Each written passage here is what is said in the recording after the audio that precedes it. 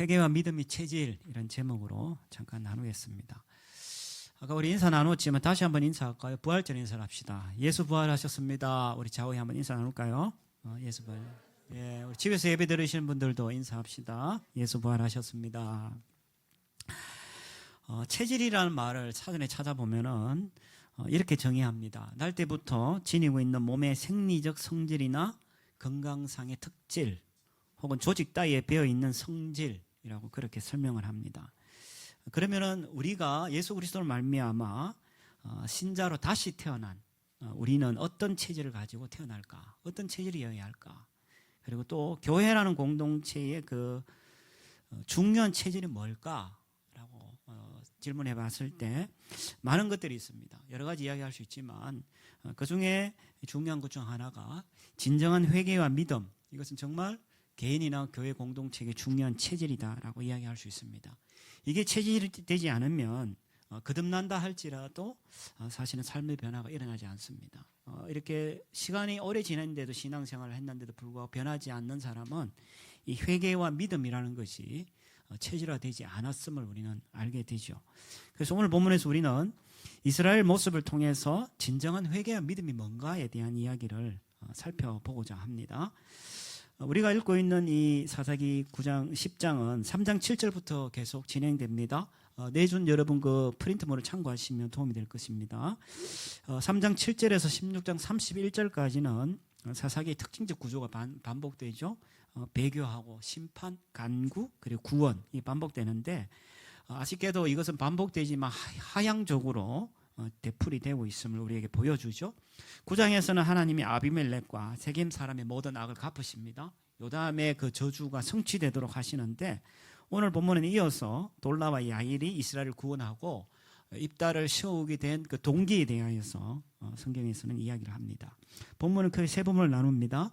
1절에서 5절까지는 돌라와 야일이 이스라엘을 구원하고 다스리는 그런 이야기, 그리고 6절에서 9절까지는 이스라엘은 배교하고 하나님을 심판하시는 이야기 나옵니다.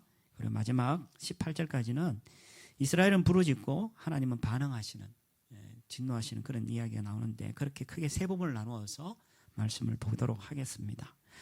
자, 그렇다면 우리가 평화롭고 여유롭고 소위 이렇게 좀 잘 나갈 때 그때 우리가 실패한 삶을 살게 될 경우가 많습니다. 그때 우리가 어떻게 해야 할까? 평화롭게 잘 살다가 실패했을 때 우리가 어떻게 해야 될까? 그것에 성경은 첫 번째 이렇게 말씀합니다. 베푸신 은혜를 기억해라. 베푸신 은혜를 기억하라 라고 그렇게 말씀합니다. 10장 1절에 이렇게 시작합니다. 아비멜렉의 뒤를 이어서 돌라와 또 야일이 사사가 되었음을 성경은 설명합니다.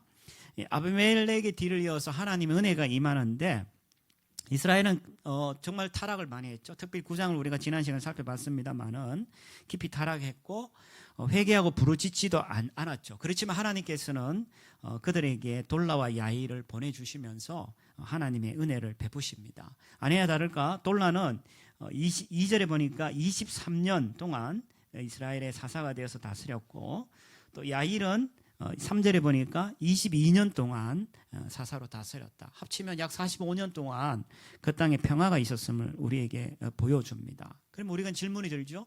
이들이 부르짖지도 않고 기도도 하지 않았는데 하나님이 왜 이들에게 사사를 보내셔서 45년이라는 긴 시간 동안 평화를 허락하셨을까? 그것은 단 이유가 없습니다. 하나님 사랑하시기 때문입니다. 또 하나님이 그들을 선택하셨기 때문입니다. 우리는 자꾸 다른 이유를 찾습니다. 하나님이 그들에게 은혜를 베푸신 것은 아무 이유가 없습니다. 그냥 하나님 일방적으로 사랑하시고 그들을 선택하셨기 때문입니다. 신명기 4장이 이렇게 이야기합니다. 하나님 말씀에 4장 37절에 이렇게 이야기합니다. 그분이 너희 조상들을 사랑해서 그들의 자손들을 선택하셨기 때문에 이집트에서 이끌어내었고 강한 민족들을 쫓아내었고 그리고 그 땅으로 가서 너희가 기업으로 취하게 했다라고 말씀합니다. 이유가 없습니다. 왜 하나님 은혜 베푸셨습니까? 이유가 없습니다. 그냥 하나님 사랑하셨습니다. 어떤 책 제목처럼 하나님은 사랑에 눈이 머셨습니다. 그래서 일방적으로 그들에게 은혜를 베푸신 거죠. 우리에게도 마찬가지입니다. 우리는 자꾸 착각들 합니다. 내가 조금 더 신앙생활 잘하면 하나님 은혜 베푸셔. 내가 하나님 앞에 조금 더 열심히 내면 하나님 나에게 복을 주셔. 천만의 말씀입니다. 하나님은 일방적으로 우리에게 사랑하셨고 선택하셨기 때문에 우리에게 그냥 은혜를 베푸십니다. 그래서 우리가 기억해야 될 것은 뭐냐 하면은 늘 실패의 자리, 낭망의 자리, 좌절의 자리에 있을 때 우리가 기억해야 될 것은 뭐냐 하면은 하나님 우리에게 은혜 베푸셨지. 이유가 뭐지? 하나님 나 사랑하셨기 때문이야. 그걸 우리가 기억해야 될 필요가 있다라고 말씀하죠.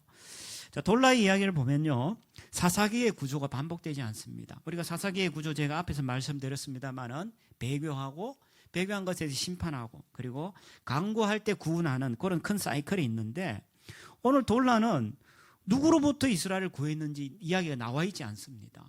그렇다면 우리가 찾아보니까 어떤 외적인 침략이 있었던 것도 아니고 또 어떤 문제가 있었던 것도 아닌데 9장과 연결해 봤을 때 이들은 아비멜렉이라는 내부의 전쟁과 내부의 어떤 문제와 관련되어 있다라고 볼 수 있는 거죠. 그렇다면 하나님께서 이스라엘을 누구로부터 구원했냐? 하나님은 이스라엘을 이스라엘로부터 구원하셨음을 우리에게 말씀하고 있다는 거죠. 이것은 우리에게도 마찬가지입니다. 우리는 우리 자신에게서 우리를 구원할 필요가 있는 거예요. 왜요? 우리는 죄의 본성에 쩌들려 있는 자들입니다. 이기적이고 그리고 자기중심적이고 그리고 우리가 한두 명만 모이면 우리는 패를 가르고 분열하고 반목하고 시기하고 멸시하고 질투하고 우리는 그런 인간들입니다. 그래서 우리는 우린 자신들로부터 우리를 구원해내야 될 필요가 있는데 누구를 통해서 구원합니까? 바로 예수 그리스도를 통해서 우리를 구원하셨다라고 말씀하죠. 그래서 오늘 보여주는 이 돌라 이야기는 누구로부터가 아니라 우리로부터 구원해야 되는데 바로 그 사사가 예수 그리스도임을 우리에게 보여주고 있다는 거죠. 그리고 이어지는 야일의 이야기는요, 야일은 22년 동안 이스라엘 다스리는데 4절에 보니까 아들 30명이 있었고 또 나귀도 나귀를 탔고 성읍도 30을 가졌는데 그 성읍을 기리기 위하여서 하봇 야일이라 불렀다라고 말씀합니다. 하봇 야일은 밑에 각주에 보면 이렇게 각주하고 있죠. 야일의 동네다라고 이렇게 해석합니다. 결국은 야일이 그만큼 부와 권력을 누렸음을 우리에게 보여주고 그리고 그가 그렇게 소위 잘 먹고 잘 살았다라는 것을 우리에게 보여주죠. 그런데 아쉬운 것은 이들이 이렇게 45년 동안 평화를 누리고 그렇게 부유하고 그리고 권세를 누렸지만 정작 이스라엘 백성에게 어려움이 닥쳤을 때 암몬 자손이 쳐들어왔을 때 그것은 그들에게 아무 역할을 할 수 없었음을 우리에게 보여줍니다. 우리가 이어지는 11장 12장 이야기를 보면은 이들이 누렸던 이 평화와 이들이 누렸던 여유로움과 이들이 누렸던 부와 권력은 나라가 어려움에 처했을 때 아무 역할을 할 수 없었음을 우리에게 보여줍니다. 마치 한국 교회와 한국 교회 지도자들처럼 아무 어려움에서 해결할 수 없었음을 우리에게 보여주죠. 그래서 하나님의 베푸신 은혜를 기억하지 못하고 눈에 보이는 외적인 어떤 무엇, 평화로움, 부유함, 부와 권력에만 집착하게 될 때 우리의 삶은 실패하게 됩니다.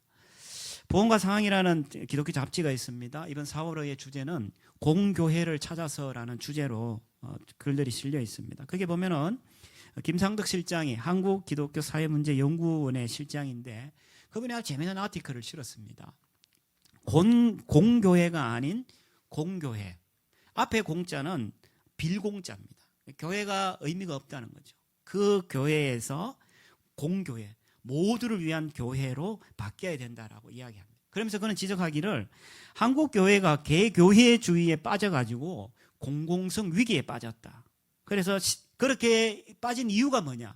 개인 그리고 교회, 개교회에만 머물러 있기 때문에 한국 교회가 사회 속에서 빛과 소금의 역할을 할 수 없고 나라가 이렇게 어려움에 처해 있는데도 한국 교회는 아무 역할을 할 수 없다. 왜? 그래서 오히려 진짜 모두를 위한 공교회가 아니라 비어있는 껍데기는 가득할지 모르지만 비어있는 진짜 공교회가 되었다라고 그렇게 이야기합니다. 심지어는 사랑제일교회로 시작된 그 집단 감염으로 시작되어서 사람들이 기독교를 향하여서 기독교 혐오라는 단어를 씁니다. 한국 사람들이 78%가 기독교에 대해서 부정적입니다. 그러면서 기독교 혐오라는 단어를 쓰면서 한국 교회를 굉장히 지탄하고 우리에게 굉장히 많은 지적질을 합니다. 이유가 뭡니까? 저는 거기에 교회 지도자들이 있다고 생각합니다. 저를 포함해서 교회 지도자들이 있다고 생각합니다. 오늘 이 야일이 그랬던 것처럼 부와 권력에 눈이 멀어가지고 공교회로서 잊어버리고 정말 비어있는 교회로서만 역할을 했기 때문에 이 사회가 어려운 사회 속에서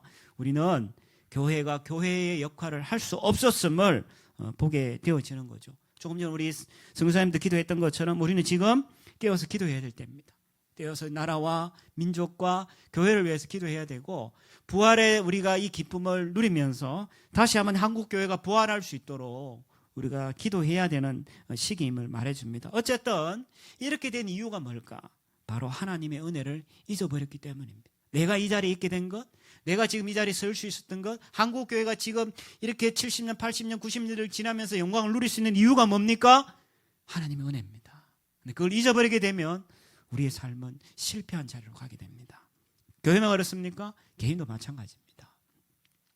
그 다음 두 번째, 평화롭고 우리가 여롭게 살지만 실패하는 삶을 살 때 우리는 두 번째로 하나님의 진노하심을 두려워해야 된다라고 말합니다. 자, 이스라엘 백성은 이제 그 사이클을 타게 됩니다. 6절에 보면요, 이렇게 말씀합니다. 이스라엘 자손이 다시 여호와의 목전에 악을 행하였다. 여기 보니까 6절을 보면요, 신의 종류가 7가지 종류가 나옵니다. 그러니까 온 잡다한 신들을 다 이들이 섬기죠. 보니까 바알과 아스타로, 이 가나안 신이죠. 아람의 신들, 시돈의 신들, 모압의 신들, 암몬 자손의 신들, 블레셋 사람들의 신들을 섬기고, 그리고 여호와를 버리고 여호와를 섬기지 아니하였다라고 말씀합니다. 그들은 주변 나라의 신들을 경배하면서 동시에 하나님을 섬기지 않은 그런 배교의 길을 걷게 되죠. 그래서 하나님은 다시 악을 저지른 이스라엘에게 진노하셔서 그들을 이방인의 손에 파신다, 내어주신다라고 말씀합니다. 7절에 보니까 진노하셔서 블레셋 사람과 암몬 자손의 손에 그들을 파셨고, 8절 그해부터 18년 동안 그들이 이방 민족의 지배를 당하게 되어지죠. 그들이 그렇게 억압을 당한 이유가 뭡니까? 단 하나의 이유입니다. 그것은 외부 세력 없이 풍요롭고 평화로운 삶을 살았던 이스라엘이 하나님의 은혜를 망각하고 온갖 종류의 우상을 섬기게 되면서 하나님께서 그들에게 범죄를 하고 하나님은 그들에게 진노를 하신 거죠. 근데 7절에 보면요, 거기 보면 이렇게 이야기하죠. 하나님이 진노를 하시는데 그들을 파셨다라고 이렇게 되어 있습니다. 하나님은 이스라엘 백성들, 특별히 우상을 섬기는 그들에게 진노하셔서 내리신 그 진노가 어떻게 나타났냐? 적들의 손에 그들을 파셨다라고 이야기합니다. 이 파셨다는 말은 어떤 의미냐면은 그들을 버리셨다, 혹은 하나님과 맺어온 약속을 파기하셨다, 이런 개념이라기보다는 하나님께서 그들을 보호하기를 멈추셨다라는 의미로 우리는 해석을 해야 됩니다. 그것은 또 무엇을 이야기하냐면 그 결과 그들이 섬기는 그 어떤 우상, 그들이 섬기는 것들이 그들을 오히려 지배하고 그들을 소유하게 하나님이 내버려 두신 그런 결과를 그들이 경험하게 되어진다는 거죠. 이게 정말 무섭습니다. 하나님이 진노가요, 예를 들면 매를 들고 우리를 때리면 정신을 차릴 수 있어. 근데 진짜 더 무서운 진노는 하나님이 이렇게 파시고 내어버려 두신다는 거죠. 자, 로마서 1장 말씀 한번 봅시다. 로마서 1장 말씀에 이렇게 기록합니다. 18절, 하나님의 진노가 불의로 진리를 막는, 그리고 모든 불경건과 모든 불의에 대해서 나타나는, 한마디로 이야기하면 하나님을 제대로 믿지 않고 자기중심적으로 살아가고, 그리고 사회 속에서 자기만을 위해 살아가는 사람들에게 하나님 진노가 나타나는데 어떻게 나타나냐? 그 다음 썩지 않은, 그들이 이제 그렇게 살아가다 보니까 그들의 삶이 어떻게 바뀌었냐면 썩지 않는 하나님의 영광을 썩어질 사람이나 새나 짐승이나 기어다니는 동물의 우상으로 바꾸었다. 다른 말로 하면 하나님을 다른 것으로 대체해버렸다. 그 결과, 그러므로 하나님이 진노를 내리시는데 어떻게 진노를 내리셨냐? 그들의 마음의 정욕대로 살도록 더러움에 내버려 버렸다라고 이야기하는 거예요. 정욕이란 말은 어떤 말이냐면 압도적인 충동, 노예처럼 우리를 사로잡는, 그리고 통제할 수 없는 욕망, 그걸 정욕이라 이야기하고, 내버려 뒀다라는 말은 하나님이 다스리는 삶에서 벗어나서 지 마음대로 지가 살고 싶은 대로 살도록 하나님께서 내버려 두셨다. 다른 말로 하면 하나님 포기해버렸다. 네 마음대로 살아라. 그렇게 둬버렸다라고 이야기를 하죠. 그렇게 되니까 그러자 그들이 서로의 몸을 욕되게 하고, 저 뒤에 이어서 나오는 얘기가 제가 생략을 했는데 동성연애에 대한 이야기 나옵니다. 그리고 25절, 그들은 하나님의 진리를 거짓과 바꾸고 창조주 대신 다른 어떤 피조물들을 경배하고 섬기게 되었다라고 이야기합니다. 제가 생각할 때 하나님 진노라 그러면 하늘에서 불이 내려서 다 때려 죽일 것 같은데 하나님 그렇게 내리시지 않고 하나님이 진노하시니까 어떻게 됐냐면 그냥 네 욕심대로 살아버려라고 하나님 내버려 두신 거야. 그러다 보니까 사람들은 처음에 자기가 어떤 것을 갈망했지만 나중에는 그 갈망한 것이 우리를 다스리고 우리의 삶을 힘들게 하는 것을 보게 되죠. 그래서 조금 어려운 말로 하면 우상 숭배를 한 것에 대한 심판은 하나님께서 우상 숭배를 계속하도록 내버려 두시는 것으로 하나님께서는 진노하신다는 거예요. 그럼 어떤 결과가 벌어졌냐? 우상 숭배는 노예 생활과 병행되어짐을 우리는 보게 됩니다. 그래서 처음에는 우리가 우상을 섬기려고 하는 것이 아니라 우상을 우리가 갈망을 하죠. 예를 들면 이겁니다. 돈이라고 해봅시다. 내가 나를 위해서 하나님을 위해서 사는 대신에 내가 돈을 벌기 위해서 살기 원해요. 난 돈 많이 벌고 싶어요.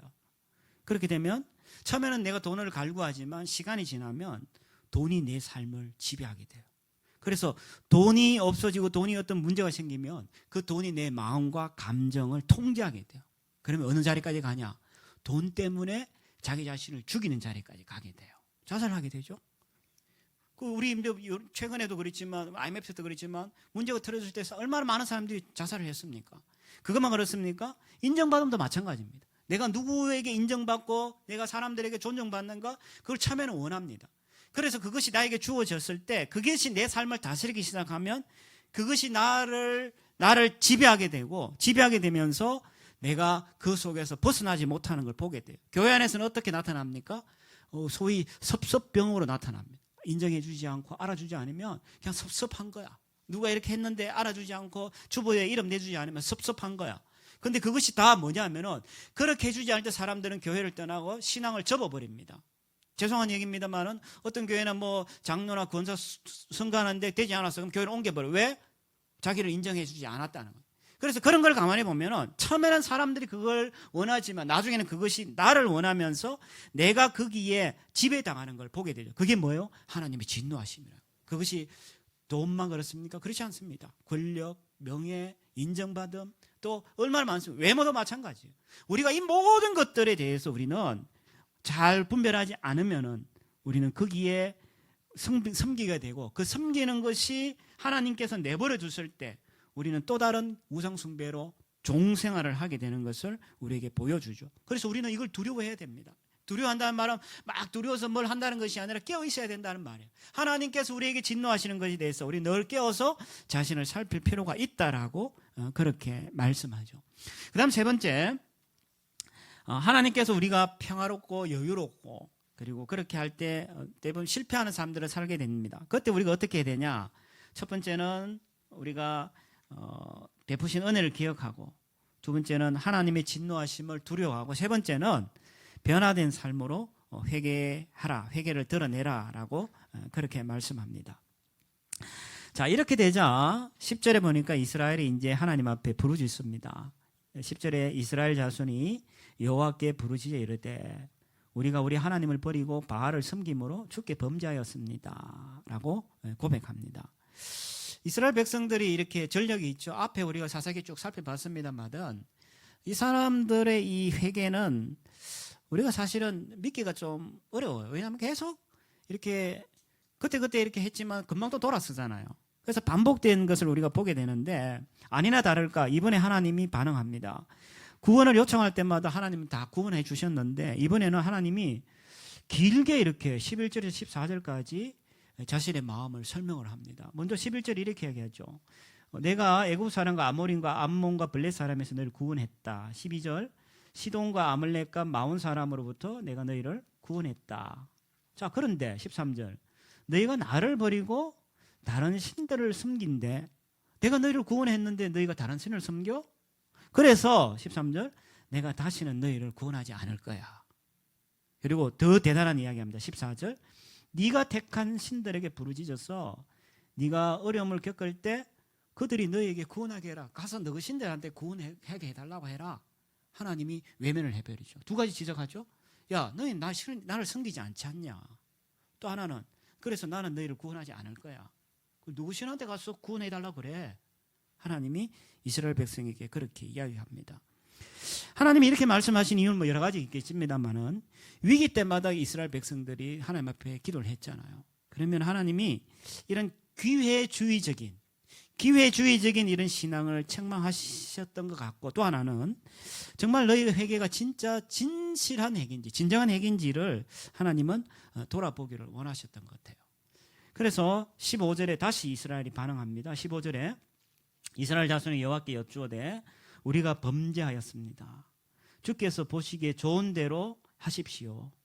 다만 오늘 우리를 건져내 주십시오라고 그렇게 말하죠. 그러면서 16절에 그들 가운데서 이방 신들을 제하여 버리고 여호와를 섬겼다라고 그렇게 말합니다.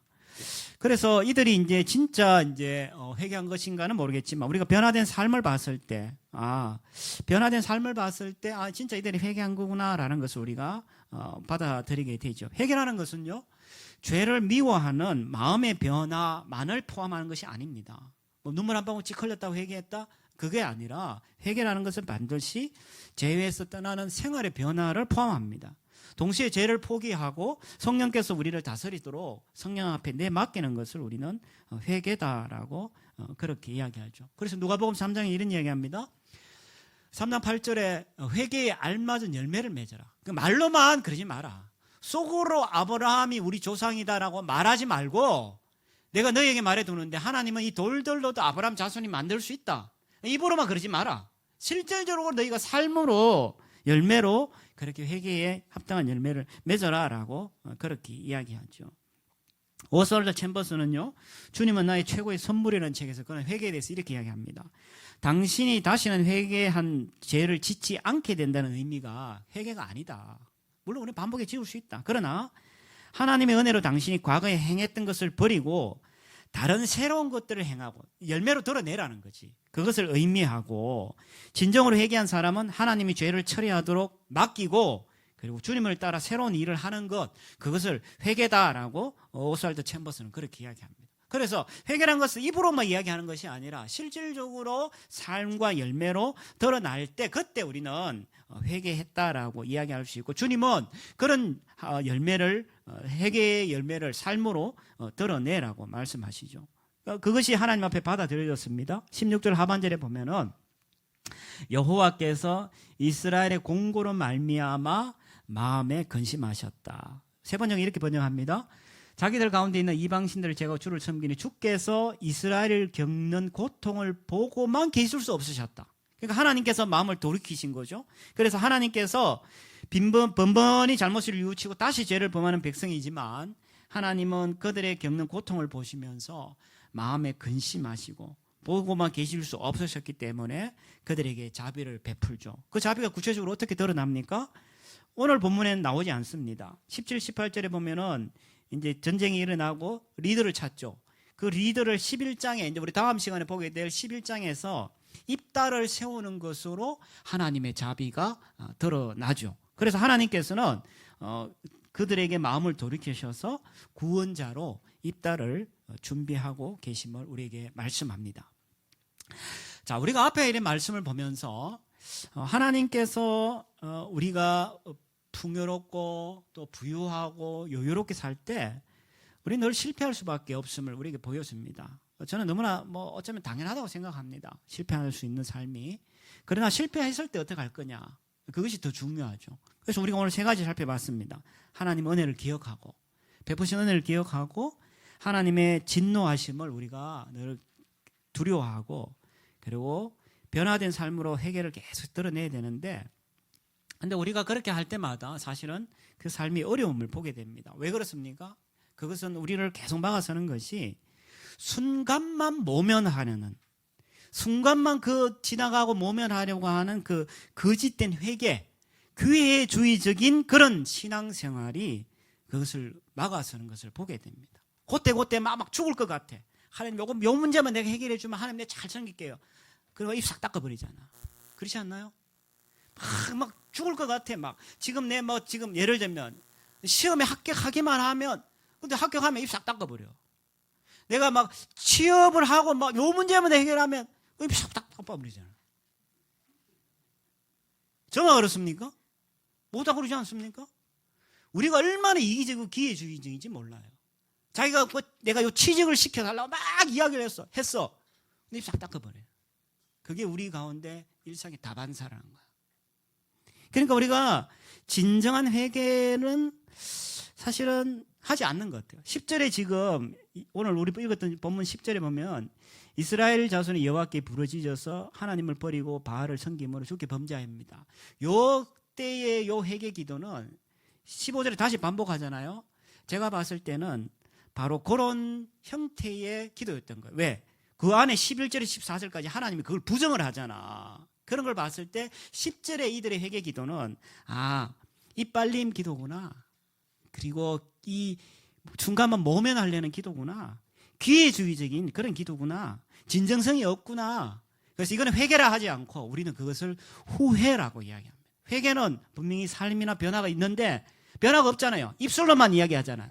그거는 후회인 거죠. 변화가 없는 거. 그래서 이스라엘이 하나님 앞에 범죄했다고 부르짖었지만 하나님 반응을 보면은 그들의 고백은 진정성이 없음을 우리는 보게 되죠. 그들은요, 죄의 결과, 그러니까 죄라는 것 때문에 일어난 죄의 어떤 결과, 현상들에 대해서 굉장히 민감하게 반응하지만 진짜 이 죄 아래에 있는 죄가 드러난, 죄의 그 열매가 드러난 죄 아래의 죄에 대해서는 그들은 심각하게 생각하지 않았다는 거예요. 그러면 우리가 한번 생각해 봅시다. 죄라는 걸 생각해 볼게요. 내가 예를 들어서 막 분노를 해요. 그리고 막 내가 어떤 상황에 대해서 막 두려워해. 그리고 내가 조금만 뭐 하면 막 내가 죄책감에 막 시달려. 그렇다면은 그것이 단순하게 드러난 그 표면적인 분노, 두려움의 문제입니까? 아니야. 그것은 죄 아래에 있는 또 다른 죄의 문제라는 거죠. 이스라엘 백성은 위에 것만 하나님한테 회개하는 거야. 하나님, 내가 그 우상을 섬겼습니다. 뭐 이런 이야기야. 근데 사실은 이 문제에 문제가 있는 거예요. 이게 뭡니까? 그것은 바로 죄 아래에 있는 죄의 문제인데 그것에 대하여서 하나님은 이것을 지적하고 싶은 거예요. 그것이 뭡니까? 자기중심성이야. 이기적이고 자기중심성이고 자기가 자신의 삶을 다스리려고 하는 거죠. 그래서 왜 분노합니까? 저 사람이 나를 인정해 주지 않는 거야. 그래서 내가 인정받아야 되는데 인정받지 못하니까 분노라는 열매로 드러나는 것뿐이야. 근데 분노에 대해서 우리가 하나님 앞에 회개하면 됩니까? 아니요. 그 뿌리에 있는 이 인정받음에 대해서 하나님 앞에 회개를 해야 되는 거예요. 내가 막 두려워해. 두려움이라는 열매로 드러났어. 근데 두려움이라는 것이 왜 드러나냐? 여기 밑에 내가 안락함이라는 게 자리 잡고 있는 거야. 이게 위협되고 공격당하면 내가 막 두려움이라는 거 드러나는 거야. 근데 하나님 앞에서 하나님, 내가 두려워해서 죄송해요. 그게 진짜 회개인가요? 아니라는 거죠. 그건 후회에 불과한 거. 그 뿌리에 있는 것을 우리가 하나님 앞에 회개를 해야 되는 거예요. 그래서 이들의 모습을 보면은 죄의 열매, 죄의 결과에 대해서는 그들이 반응했지만 진짜 죄에 대해서는 하나님이 자기 중심에 계시지 않는 것에 대해서는 그들은 반응하지 않았다는 거예요. 그리고 더 심각한 것은 우리가 이런 거짓된 회개는요, 그 방식조차도 우상숭배스럽게 드러나는 것을 보게 됩니다. 왜요? 하나님이 원하는 어떤 무엇이 있어요. 문으로 이야기하면 스위치를 쫙 누르면 문이 쫙 열리는 것처럼 하나님이 우리에게 반응할 수 있는 뭔가를 우리가 하나님 앞에 딱 바치는 거야. 하나님 앞에 뭔가를 딱 드리는 거야. 왜? 그 드리는 목적이 뭐냐? 요걸 내가 딱 드렸을 때 하나님 문을 쫙 열어주기를 원하는 거지. 그러면은 누가 진짜 하나님인가요? 하나님이 하나님인가요? 내가 하나님인가요? 내가 하나님이지. 왜? 내가 이것을 딱 누르면 하나님이 딱 열어줄 걸 알기 때문에 이걸 바치는 거지. 겉으로 보기에는 내가 하나님께 이걸 바치는 것처럼 보이지만 실질적으로 누가 하나님이냐? 내가 하나님인 거야. 이게 얼마나 우상 숭배스러운지 몰라. 10절에서 이들이 고백하는 이 고백은 이렇게 했을 때 하나님이 문을 확 열어주실 거다라는 걸 알고 있었기 때문에 가정스럽게 우상 숭배스럽게 하나님 앞에 거짓된 회개로 나아간 거예요. 차동엽 신부라는 분이 잊혀진 질문이라는 책에서 이런 이야기를 합니다. 삼성의 그 이병철 회장이, 그분은 평생 종교가 없었던 분이에요. 평생 종교가 없었는데 그분이 1987년에 죽었는데 죽기 전에, 직전에 자기하고 가깝게 지내던 신부한테 편지를 하나 전해줬는데 거기에 이병철 회장이 직접 기록한 인생의 24가지 질문을 기록을 해가지고 그 신부한테 전해줬어요. 근데 어떻게 해가지고 그게 이제 차동엽 신부한테까지 와서 그 신부님이 이제 책을 냈는데 그 24가지 질문 중에 첫 번째 질문이 이겁니다. 신은 진짜 존재하냐? 존재하는 걸 어떻게 알 수 있냐? 그리고 제일 마지막 질문은 종말은 언제 오냐? 아마 그분은 종교인도 아닌데 그런데 관심이 있었던 것 같아요. 물론 그분이 돌아가시면서 이 회장님은 그게 답을 듣지 못하고 돌아가셨다고 제가 알고 있는데 어쨌든 그로부터 세월이 흘러서 이 저자가 이 질문들을 이제 빙자해가지고 우리가 처한 삶의 자리에서 절박한 어떤 질문들을 온라인상에서 이렇게 자료를 취입해가지고 그 24가지 질문과 이런 여러 가지 자료들을 취합해가지고 이렇게 낸 책이 잊혀진 질문이다라는 책이에요. 근데 그 책에 보면은 재밌는 질문이 하나 있어요. 이런 질문을 합니다. 어려운 일이 생겼을 때만 하는 얌체 기도에 하나님 응답하실까? 자, 여러분에게 질문합니다. 평소에 가만히 있다가 어려운 일이 생겼어. 얌체 기도를 하나님 앞에 했어. 하나님 응답할까?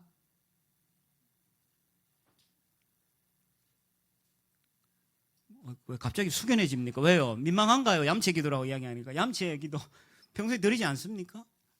일부 때 제가 이렇게 설교하니까 당연히 응답하죠 라고 이야기하더라고요. 내가 아주 대단하다 그랬어요. 믿음이. 얌체 기도 하나님 응답할까요? 예, 뭐 어쨌든 미리 제가 답을 드리면 차신부님은 그런 이야기를 합니다. 기도 응답은 응답과 상관없이 이미 그 자체가 위로고 보상이다. 어쩌면 우리 기독교와 결을 같이 하죠. 기도가 뭡니까? 라고 할 때 하나님을 알아가는 과정, 소통하는 과정, 관계 맺는 과정이 기도잖아요. 아마 저는 그렇게 답을 하셨다고 생각하는데 기도라는 걸 우리가 한번 생각해 봅시다. 기도라는 거는요. 모든 종교의 공통된 요소죠. 기도라는 게 모든 종교에 다 있습니다. 모든 종교에 다 있는데 모든 종교가 기도가 다 있다고 해서 다 똑같습니까? 그렇지 않습니다. 왜냐하면 기도의 대상을 어떻게 이해하고 설정하느냐에 따라서 기도는 달라지기 때문에요. 그런데 대부분 일반 고등 종교에서는요. 기도를 어떻게 사용하냐 하면요.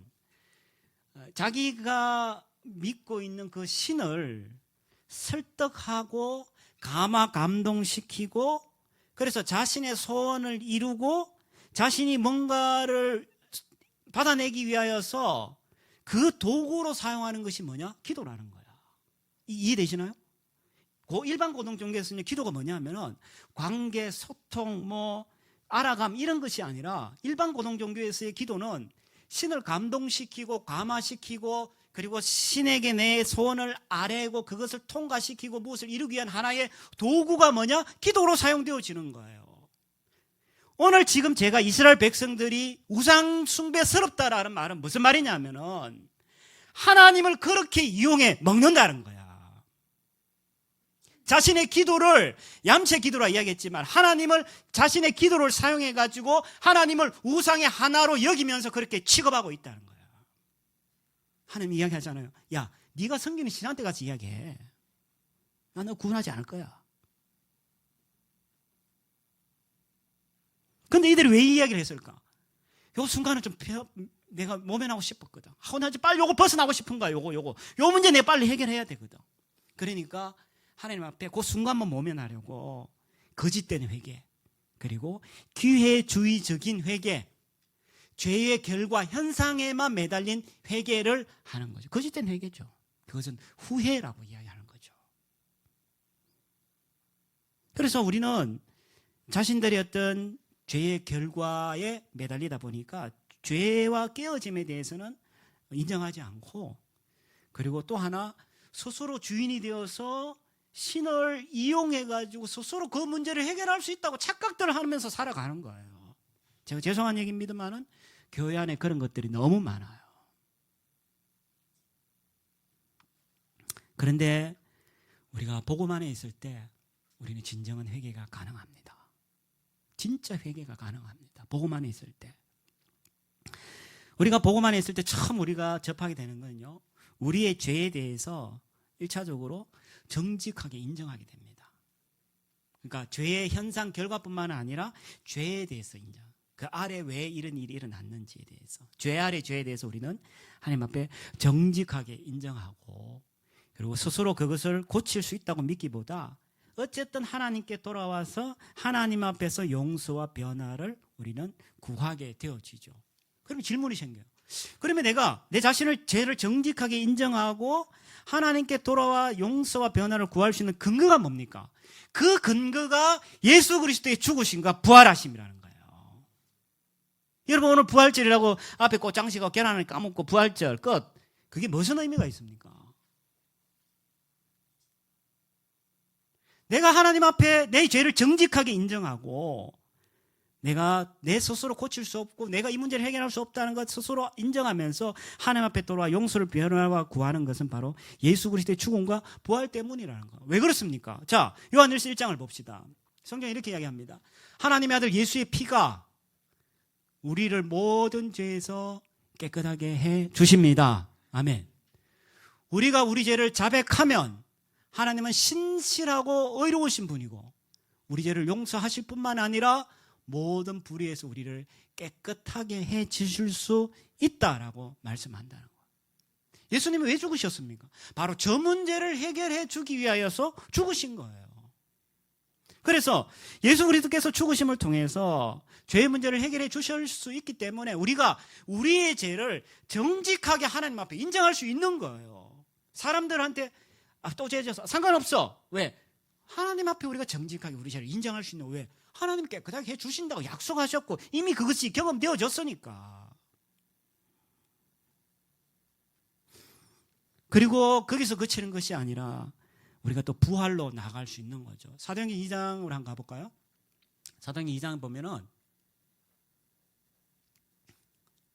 사도행전 2장에 보면은 이렇게 얘기합니다. 그가 하나님께서 정하신 이 베드로의 설교인데 떡과 미리 아신 대로 내준 바 되었거늘. 자, 부활에 의해서 설명을 합니다. 부활이 어떤 의미가 있냐? 자, 1차적으로는요, 성경에서 이렇게 얘기합니다. 부활이라는 것은 하나님이 정하신 떡과 미리 아신 바대로 내어준 바 되었거늘. 이것은 뭐냐면은, 부활이라는 것은 하나님의 뜻대로 이루어진 일이다라는 것을 우리에게 보여주고 있죠. 그리고 23절, 너희들이 죽였는데 24절, 하나님이 그를 사망의 고통에서 풀어 살리셨으니 그가 사망에 매여 있을 수 없습니다. 이건 어떤 의미냐면은 예수 그리스도께서 죄와 사망의 권세를 깨뜨리신 거죠. 당신이 죽으면서 그 모든 죄와 사망의 권세를 깨뜨린 거죠. 근데 그 죄와 사망의 권세는 누구의 무기입니까? 사탄의 무기야. 사탄은 계속 죄와 사망의 무기로 우리를 공격하는데 죄와 사망의 문제가 다 해결되었어. 그리고 그 권세도 무력화되었어. 그러니까 예수님이 죽음에 계실 필요가 없잖아요. 그래서 다시 살아나셨다는 것은 그 문제가 다 해결되었다는 것을 우리에게 보여주는 거예요. 그리고 또 하나 마지막. 그리고 예수님이 부활하신 것은 예수님이 부활의 첫 열매로 우리에게 나타나신 것은 우리 또한 부활에 참여할 수 있음을 우리에게 보여주는 거예요. 근데 우리가 이제 하나 놓치고 있는 것이 뭐냐면요. 계속 보여주세요. 놓치고 있는 것이 종말적인 부활은 우리는 믿는다 그래요. 예, 우리가 요한복음 11장 이야기한 것처럼 마르다가 그런 이야기하죠. 네, 내가 나중에 부활할 거 믿습니다. 근데 문제는 뭐냐면 현재적 부활을 못 믿는 거야. 현재적 부활을 못 믿으니까 부활이라는 것이 내하고 아무 관계가 없는 거예요. 바울은 뭐라고 이야기하냐면 난 날마다 죽노라. 왜? 예수 그리스도 안에서 내가 날마다 살아나기 때문이기. 나는 날마다 죽는다라고 이야기하는 거예요. 그 말은 어떤 말입니까? 우리는 날마다 이 죄의 문제에 짓눌려 살아가요. 지난주에 저희 어머니가 이거 어머니 들으시면 안 되는데 저희 어머니가 수술을 하셨어요. 수술을 하셔서 병원에 이제 입원해 계시는데 그런 이야기를 하시는 거예요. 아유, 내가 죄를 많이 지어가지고 내가 몸이 이 지경이 됐지. 제가 그 말을 듣고 굉장히 저희 어머님에도 불구하고 제가 책망을 했어요. 어머니 이건 잘못됐습니다. 어머니가 젊을 때 고생을 많이 하셨기 때문에 어깨가 아프신 거지 죄 때문에 어머니 편찮으신 건 아닙니다. 제가 무슨 이야기를 드리고 싶어 하냐면요. 우리는 수시로 계속 죄의 그 무게에 짓눌려 살아가고 있는 거야. 그 사소한 것 하나. 아니, 자기가 고생해서 병에 들은 걸 가지고 왜 죄의 문제를 연결을 시켜? 그만큼 우리는 죄의 문제에 짓눌려 있는 거야. 인생 가운데. 조금만 이야기하면 아우, 내가 죄를 많이 지었지. 정말 그렇습니까? 예, 그렇다 합시다. 그렇기 때문에 예수님이 죽으신 거예요. 그렇기 때문에 예수 그리스도께서 부활하신 거예요. 그래서 바울은 이야기하는 거예요. 난 날마다 죽노라. 왜? 난 날마다 부활하기 때문에. 예, 설사 그렇다 합시다. 내가 죄를 많이 지어서 어깨가 아프고 몸이 아파. 상관없어. 왜? 내가 죽고 예수 그리스도와 함께 부활했다라고 이야기하는 거예요. 그래서 여러분에게 날마다 뭐가 필요하냐? 날마다 여러분에게 복음을 선언해야 되는 거야. 내가 예수 그리스도와 날마다 죽고 예수 그리스도와 함께 날마다 부활하고 나는 날마다 부활의 삶을 살아가는 거예요. 과거에 나중에 먼 미래의 부활뿐만 아니라 오늘 이 시간 내가 죽을 것 같은 그 상황 속에서도 내가 예수 그리스도와 함께 부활 생명과 기쁨을 누리며 살아갈 수 있는 거예요. 그게 부활의 진짜 의미죠. 그래서 우리가 우리의 죄를 정직하게 하나님 앞에 고백하고 인정할 수 있고, 그리고 우리가 하나님의 앞에 나와서 용서와 변화를 구할 수 있는 이유는 바로 그 예수 그리스도의 죽으심과 부활하심을 우리가 믿고 알기에 우리 날마다 주님 앞에 나가서 우리 죄의 문제를 아뢰면서 날마다 죽어요. 왜요? 날마다 살아나기 때문이에요.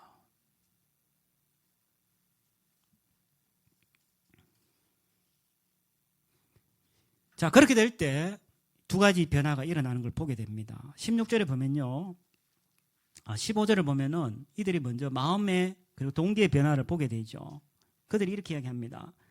제가 세 번역으로 읽겠습니다. 15절입니다. 그러자 이스라엘 자손이 주께 말씀드렸다. 우리가 죄를 지었습니다. 정말 중요한 이야기 들어가 있어요. 주님 뜻대로 하십시오. 그런데 우리를 구원하면 좋겠습니다. 주님 뜻대로 하십시오라고 이야기를 하죠. 이 말은 어떤 말이냐면은 그들이 하나님이 그들의 문제를 꼭 해결해 줘야 될 의무가 없음을 인정하는 거야. 이거 되게 중요한 문제죠. 하나님 반드시 내 문제를 해결해 줘야 돼. 왜? 내가 버튼을 눌렀잖아. 그럼 당신이 열어줘야지. 근데 그게 아니라 지금 이스라엘 백성 어떻게 이야기하냐면 내가 누르든 안 누르든 상관없어. 이건 당신의 소관입니다. 그러니까 이들은 그들의 문제를 해결해 주실 의무가 하나님이 없다는 것을 인정하고, 그리고 그렇게 하나님 그분 자체를 하나님 제가 원합니다라고 그렇게 고백한다는 거죠. 그래서 만약 이런 것과 같아요. 만약 우리가 하나님께 우리는 하나님을 원해요. 근데 그 이유가요, 하나님이 주실 그 어떤 A를 내가 원하고 필요하기 때문에 내가 하나님을 원해요. 이러면 하나님은 진짜 신이 아니야. 이해되시나요? 우리의 진짜 신은 A가 우리의 진짜 신이에요. 왜? A를 얻기 위하여 하나님을 이용해 먹거든. 근데 그렇지 않고 만약에 당신이 A, B, C를 주든 안 주든 상관없습니다. 나는 당신 자체를 원합니다. 그럼 누가 하나님입니까? 하나님이 진짜 우리의 하나님이 되는 거예요. 지금 이들이 고백하는 것은 바로 이런 고백이에요. 하나님 정말 당신 뜻대로 하십시오. 내가 A, B, C 없어도 상관없습니다. 주어지지 않아도 주어져도 상관없습니다. 나는 하나님 그분을 원합니다. 근데 하나님 해주면 좋겠어요. 이렇게 이야기하는 거예요. 10절과 15절은 엄청난 차이가 있는 거예요. 10절은 거짓된 회개, 15절은 진정한 회개를 우리에게 보여주는 거죠. 자신의 죄를 정직하게 인정하고 하나님을 하나님으로 믿고 받아들이게 되죠. 그러니까 어떤 일이 벌어집니까? 자연스럽게 자신의 삶에 있어서 전혀 영향력이 없는 16절 이방신들을 제하여 버릴 수 있는 거예요. 왜요? 하나님이 비로소 우리 자신 가운데 삶의 주인으로 모셔드리니까 더 이상 나에게 있는 우상은 필요가 없는 거죠. 대체되어진 거죠. 여러분에게서 뭡니까? 그게 돈이 될 수도 있어요. 권력이 될 수도 있고, 인정받음이 될 수도 있고, 명예가 될 수도 있고, 안락함이 될 수도 있고, 여러분의 어떤 무엇이 다 될 수가 있는 거예요. 근데 그것이 이제 우리의 주인으로 못하는 거예요. 왜? 하나님을 원해요. 하나님이 나의 진짜 주인으로 오셔드리니까 드디어 그것이 이제 필요가 없게 되어져요. 그래서 우상을 다 제하여 버리죠. 그러니까 하나님이 비로소 하나님이 이스라엘의 공고로 말미암아 마음의 근심 아니라 이제는 내가 저 인간들을 보고 있을 수 없구나. 그리고 하나님이 자비를 베푸신다라고 이야기하죠. 자, 이처럼 진정한 회개와 믿음은요, 우리가 생각할 때 가끔 훈련하는 게 아니에요. 이 회개와 믿음이라는 것은요, 우리의 생활 방식, 즉 체질이 되어야 돼요. 만약에 회개한다고 저 인간 뭐 어쩌고 저쩌고, 이거는 회개와 믿음이 뭔지를 모르는 사람이야. 회개라는 것은요, 이렇게 표현합니다. 우리를 향한 하나님의 사랑의 흔적이 회개라는 거야. 왜? 회개와 믿음을 통해서 나는 다시 하나님 앞에 내가 담대하게 살아갈 수 있기 때문에, 또한 겸손하게 살아갈 수 있기 때문이라는 거죠. 그래서 회개와 믿음이란 것은 회심할 때 이례적으로 하는 것이 아니라, 죄책감이 있을 때마다 간헐적으로 하는 것이 아니라 매일매일 반복적이고 지속적으로 하는 것이 회개와 믿음이다라고 이야기하는 거예요. 그래서 반복적으로 지속적으로 우리가 할 수 있는 이유는 바로 그 복음에 기초하기 때문에, 거짓된 회개가 아니라 복음에 기초하기 때문에 우리 날마다 반복적이고 지속적으로 하나님 앞에 회개와 믿음을 할 수 있다는 거죠. 그리고 그것이 반복되어질 때 우리는 진짜로 날마다 1년에 한 번씩 부활절기 때에 부활절에 그때 부활절 기억하고 계란 까먹는 것이 아니라 날마다 우리는 회개와 반복을 할 때마다 예수 그리스도의 부활의 능력을 날마다 우리는 체험하면서 주님의 고난의 기쁨으로 동참하게 되어질 수 있다는 거예요. 그래서 바울은 빌립보 3장 이런 이야기합니다. 내가 바라는 것은 그리스도를 알고 그분의 부활의 능력을 깨닫고 그분의 고난에 동참하여 그분의 죽으심을 본받는 것입니다. 그래야 나는 어찌하든지 죽은 사람 가운데 살아나는 부활에 이루고 싶습니다. 바울은 실질적으로 그 삶은 그렇게 경험하게 되어졌음을 우리 너무 잘 알고 있습니다. 말씀을 마무리합니다. 오늘 우리가 이스라엘 백성의 삶을 보면서 풍요롭고 부유하고 우리가 소위 세상적인 표현으로 잘 먹고 잘 살고 등 따시고 배부를 때는 반드시 실패할 가능성이 많습니다. 저는 실패한다고 문제가 있다고 생각지 않아요. 실패할 수도 있어요. 그러나 실패했을 때 어떻게 할 거냐? 그때 우리는 하나님 베푸신 은혜를 기억하고 진노하심을 두려워하고 변화된 삶으로 회개를 계속 드러내야 되는데, 근데 그거 쉽지 않다. 왜? 순간만 모멸하는 거짓된 회개, 그리고 우상 숭배적인 우리의 반응, 이런 것들이 그걸 막아서기 때문이라는 거야. 그러나 복음에 기초한 회개와 믿음, 그 믿음을 우리가 반복적이고 지속적으로 할 때 우리 날마다 부활의 능력을 체험하면서 주님의 고난에 동참하는 삶을 살아갈 수 있게 되어집니다.